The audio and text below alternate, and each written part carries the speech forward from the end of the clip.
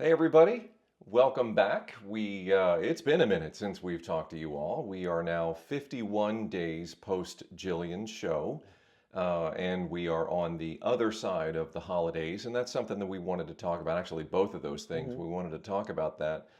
But just to follow up and sort of close the loop on some of the things that we talked about in the Jillian Show Prep series, I want to get some how things are going questions Yeah. asked to the woman to my left. So, 51 days post show, how are your dietary changes and your workout changes going, and what are they? Okay.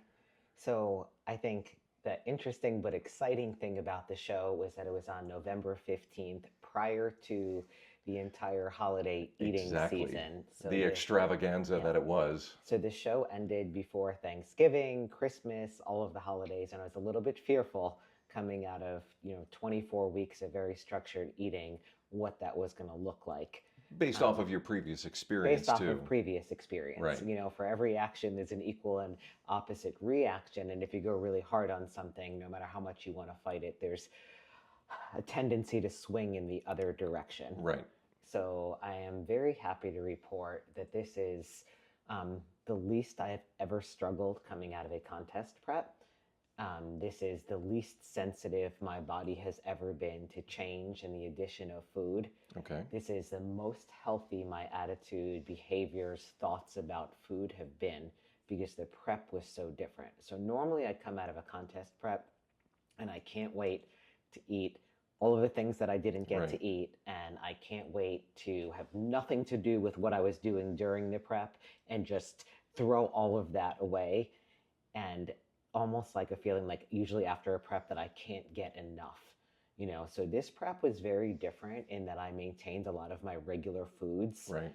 just in the right macro proportions. So there wasn't really anything off limits. So the binge behavior for me was not there. And in a sense, I never really took my body in terms of the extremes, like as we've shared, and I don't want to make this video about this, but my entire prep was basically a 10% Right. deficit in calories over time. Right. And be, No food deletions, right, no crazy modifications to the types of foods or yep. anything. It was just literally 10% less. So I did not have any reactions to foods that I didn't eat. So a lot of times when someone contest preps, their foods become very limited to like somewhere between 3 and 4 and like 6 or 7 food sources, and that's all they eat with nothing outside of that. Fish, chicken, cucumbers, green beans, Nothing and on it, yep, yep. and I continue to have seasonings. I made all of my own food. I found healthy recipes that I like, and we've continued on with that. So I'm not having a struggle with having to eat all of this food that I didn't get to eat or being absolutely insatiable. And some of it is we planned for this. So Right.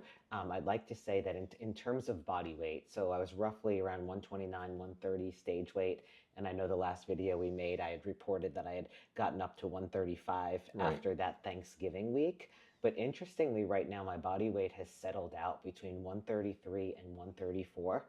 And right now, I'm pretty much maintaining there. Right. And then for me, even though I wasn't on stage in the sparkly blue bikini, thank God for that, I was right around my lowest when I was prepping with Jillian. I was around 208 and I'm holding 210, 211. So we've got pretty much the same sort of spread.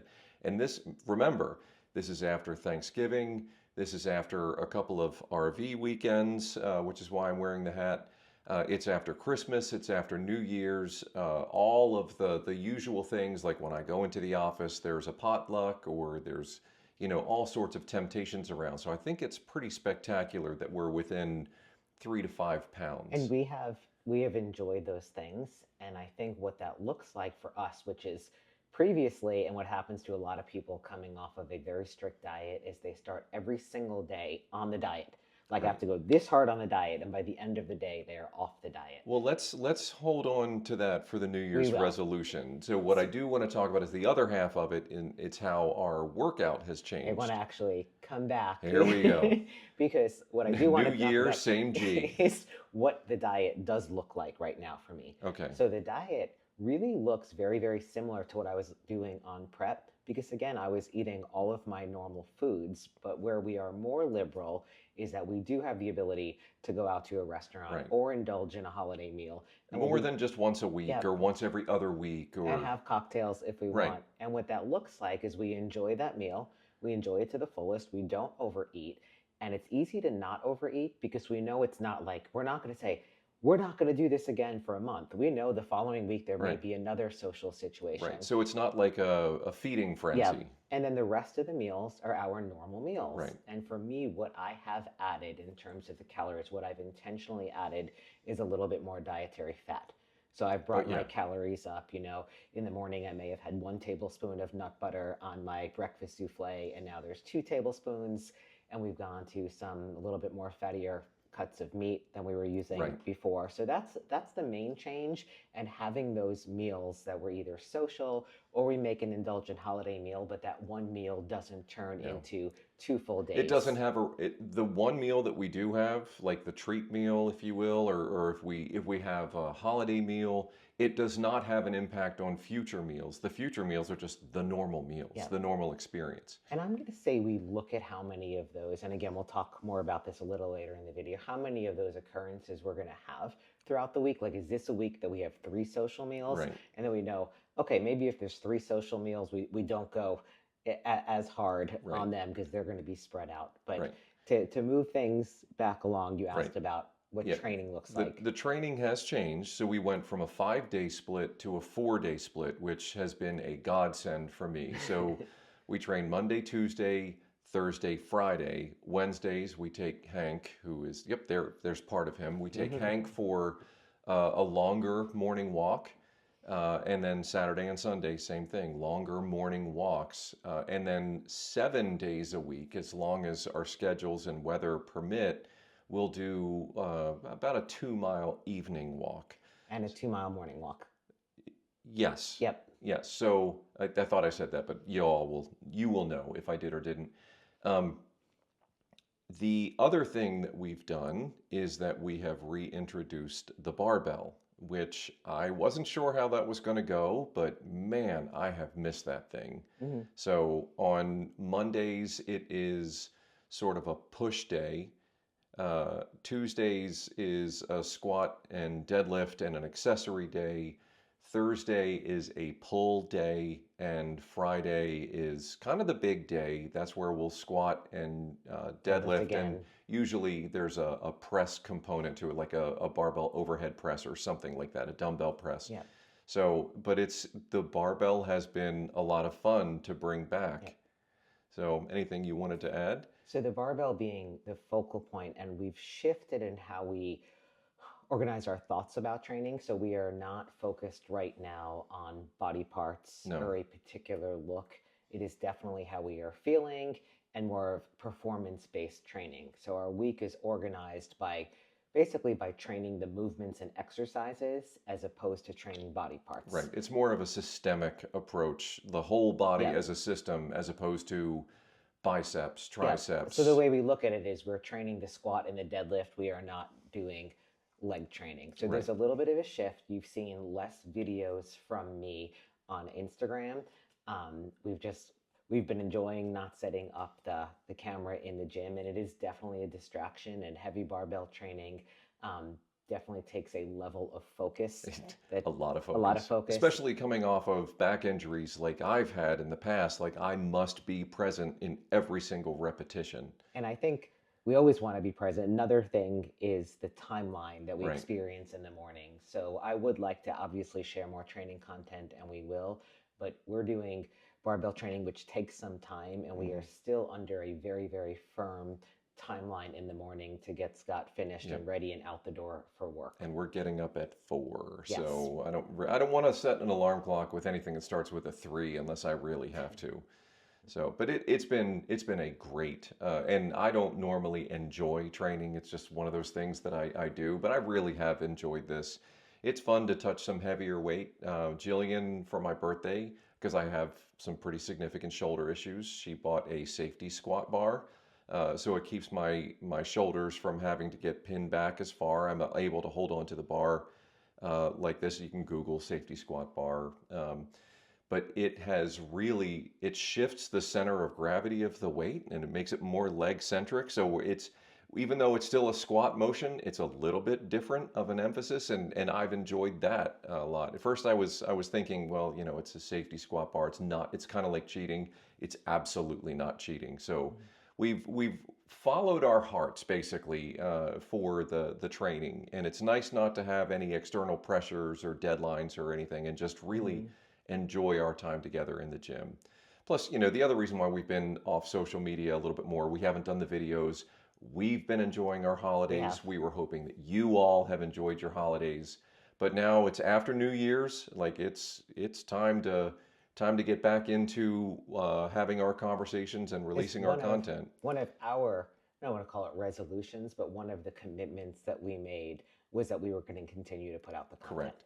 But it is after New Year's, and this is really, as we're 10 minutes into this, almost 11 minutes, we do want to talk about New Year's resolutions. And, a lot of people, they live and die by them, and a lot of people have the best of intentions on January 1st, and then by January 6th, 7th, 10th, 31st, whatever, they're starting to feel like, what am I even doing? So let's talk about New Year's resolutions.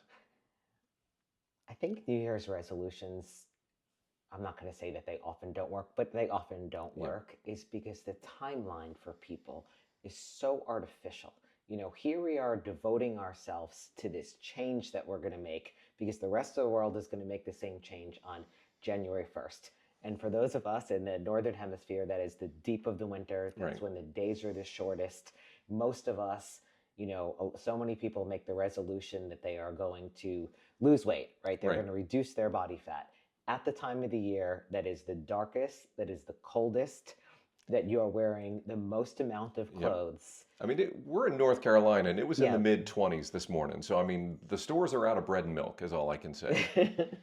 And I think we have this time like we're supposed to do this thing. Right, And we all feel like we're supposed to do these resolutions and they start and like in a week or two they're completely blown out. right, And I think the another reason why we have such difficulty with it, when people make a New Year's resolution related to exercise or diet, it is often so extreme and it's about being a better you. It's not about trying to become someone else. And what I mean by that is it's not like you could have one diet or one exercise plan and wake up on January 1st and think you're going to do everything differently. I'm now vegan. I'm now Right. keto. I'm now insert thing here. And when we talked about that, a little bit earlier when we were sitting at the kitchen Right, table, that it really is just, it all comes down to consistency.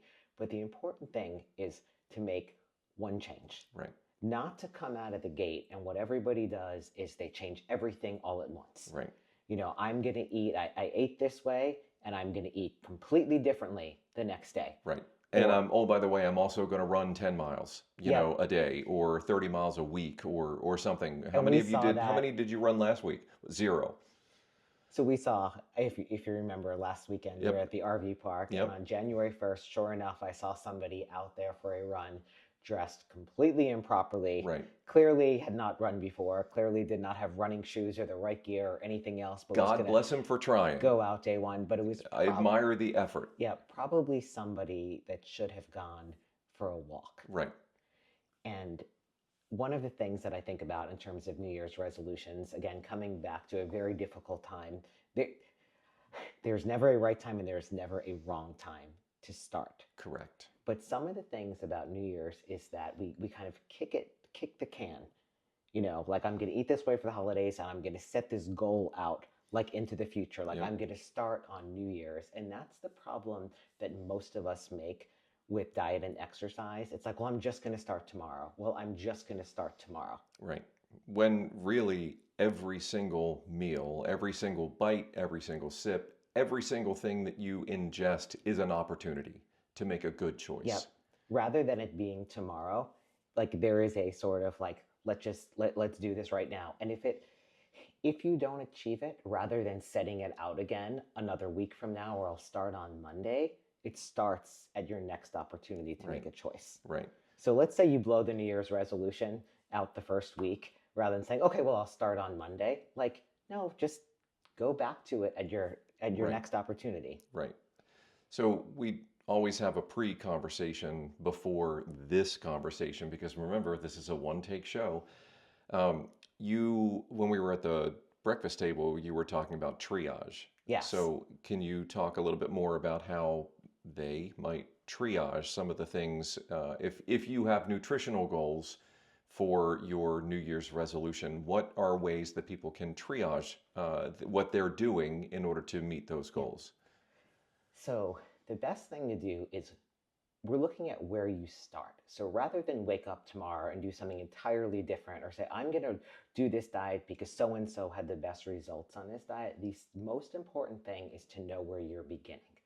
So that what you want to do is take an honest look at your behavior. So that's how it starts. The first thing you want to do, and it may mean, your diet doesn't start for a week, is you really want to keep a food log or a behavior log for somewhere between 3 days and a week. So to know where you're going, you need to know where you are. You can't find a destination Yeah. without knowing where you are. So And be honest. yes, Write everything down. A lot of people like, well, I just had a cup of coffee. yep, Well, yeah, your cup of coffee also had 3 sugars and a gallon of cream. right. So write everything down. And sometimes people don't realize how much creep there is in there. Right. So the first thing that you do is not actually starting by trying to go into a deficit or to lose weight. It's like, what is it that you are doing right now? Put every detail in there. Right. From there, when you see the clear picture in front of you of this is what I'm eating, this is what I am doing, if in fact you are trying to lose weight, it should be very clear to you where the biggest, I don't call mistakes or errors, or the biggest places when we talk about triage, like Right. where are you going wrong? What is glaring at you?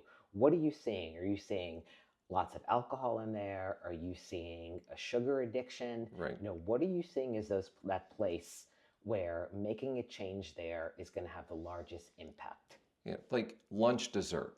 You know, maybe you don't need the pack of cookies, or maybe you don't need the chocolates, or something like that after lunch. And I'm not saying cut out sweets completely. Now you may have a medical situation where that is advisable, but just look for that low hanging, impactful fruit, if you will, the low hanging fruit, not specifically fruit, but the low hanging fruit that's going to give you the biggest bang for the buck.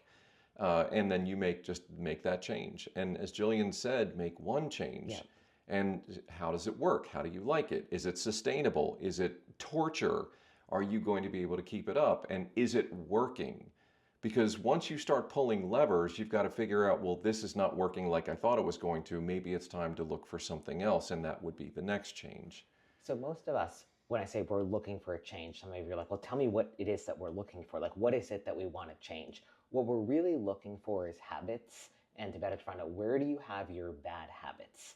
And if in fact it is that I am trying to lose weight, where is it in your day? Because most of us are creatures of habit and do the same things repetitively. Where is it that you see a place that you could make that change? Right. So whether that is, afternoon snacking at the office, knowing that you need to change that thing and that we work to change that thing and work on that thing first. Right. Conquer that thing first before making another change. And this is not exciting. No. This is not, because what you want to do is just give me a diet plan. This is the time of year that I do the most business. This is the time of year that I get the most new clients. Right. This is also the time of year that I have the most turnover in clients when I get a new client. Right. Because everybody wants to know, what is that answer? What is the secret? Right.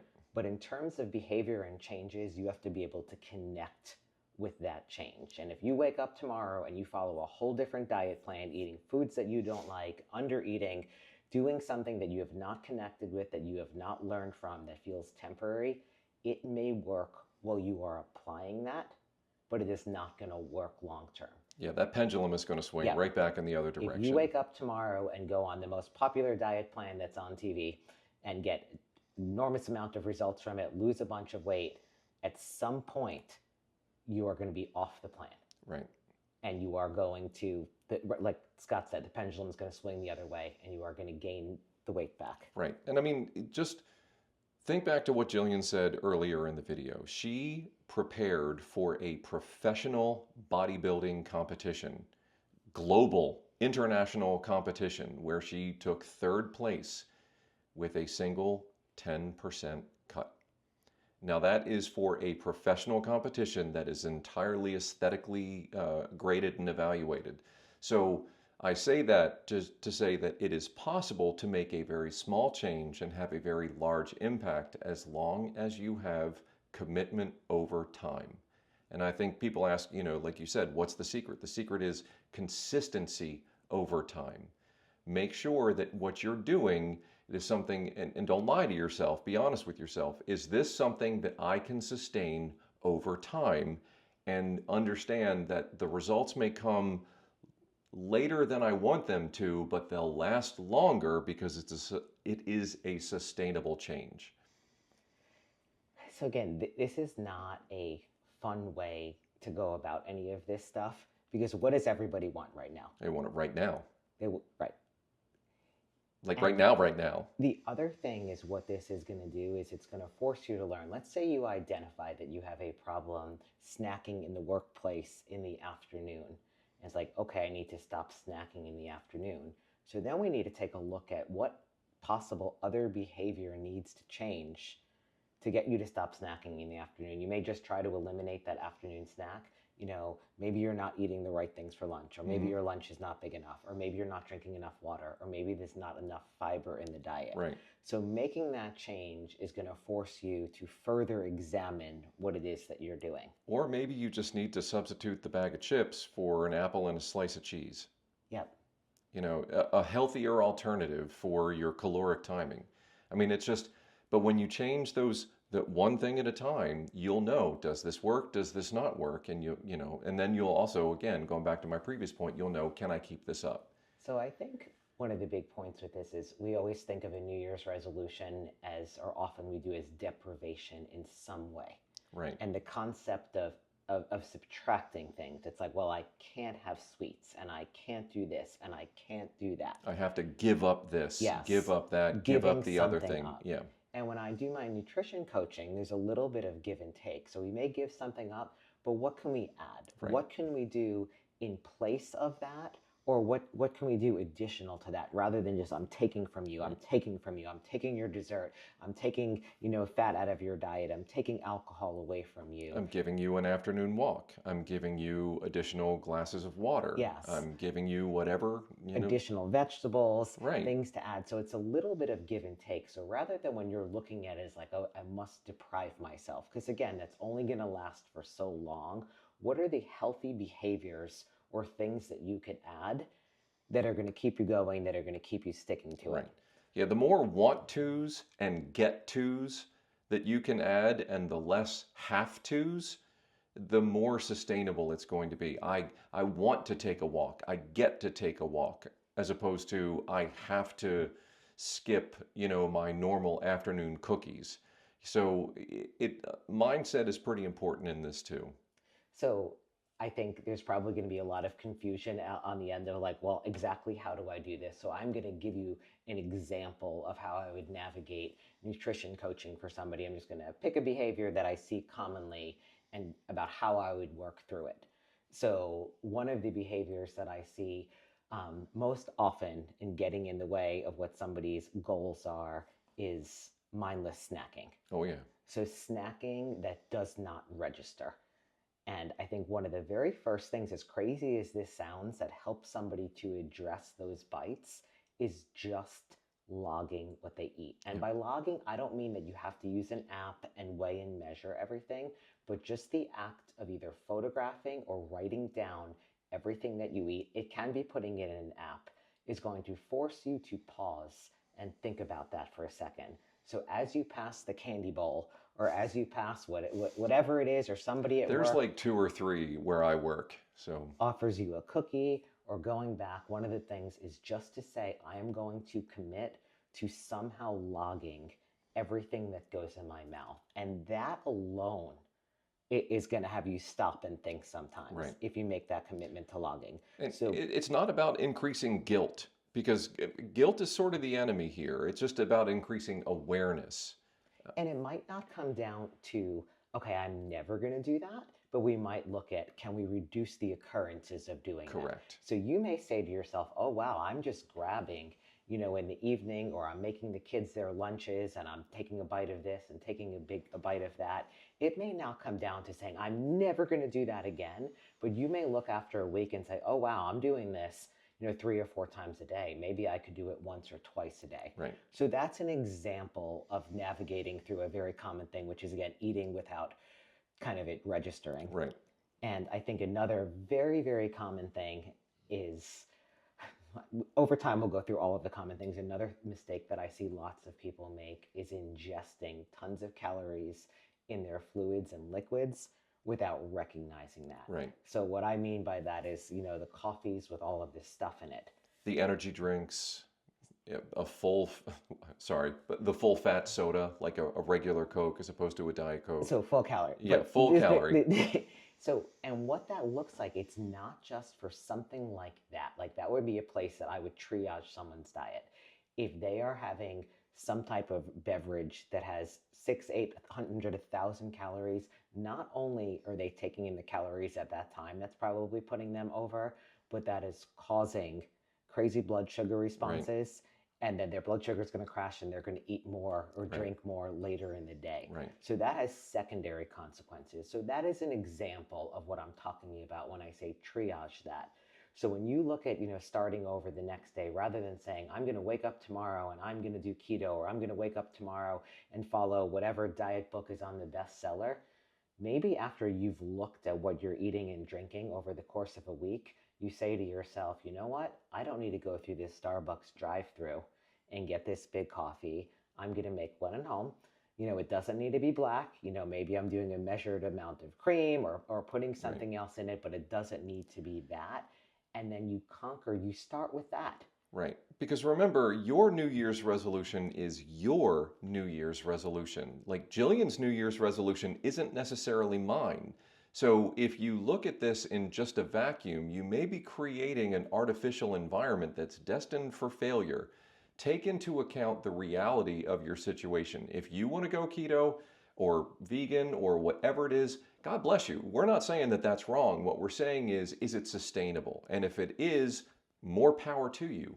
If it's not sustainable to you and those around you, that is something that you should take into account. And another thing we talked about is when you do want to make a change, share it. I was successful on my prep partially because I chose because of you.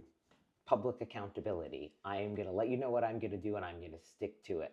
So if you have a New Year's resolution, any behavioral change that you want to make, share it with the people around you. And if you don't have that and that's not meaningful to you, write it down. Yep. Put it down, reflect on it, look at it. And there's times you're going to go off, but you come back and you recommit to it. And I think forgiving yourself for blowing the diet, the easiest way I can think of saying it. Forgive yourself for that. And don't have a response like, well, now I have to restrict even more. No. Just go back to what it was that you were doing before that was working and just forgive yourself for something that happened in the past.